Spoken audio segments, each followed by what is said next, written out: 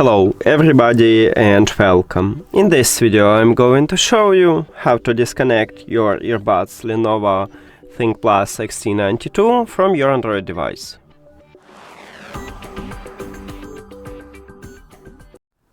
You have to start by open Settings and then go to the Bluetooth or connected devices. At the device list, click the information icon or settings icon near to your earbuds. And right here at the right side we have a button Disconnect, so you need to tap at this button.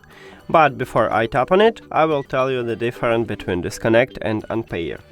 So when you select to disconnect your earbuds, you will stop Bluetooth connection with them, but leave them at the device list. And if you select to unpair your earbuds, you will totally remove them from your phone. So if you need this, just select Forget button, or Forget device, or unpair, it depends on Android phone.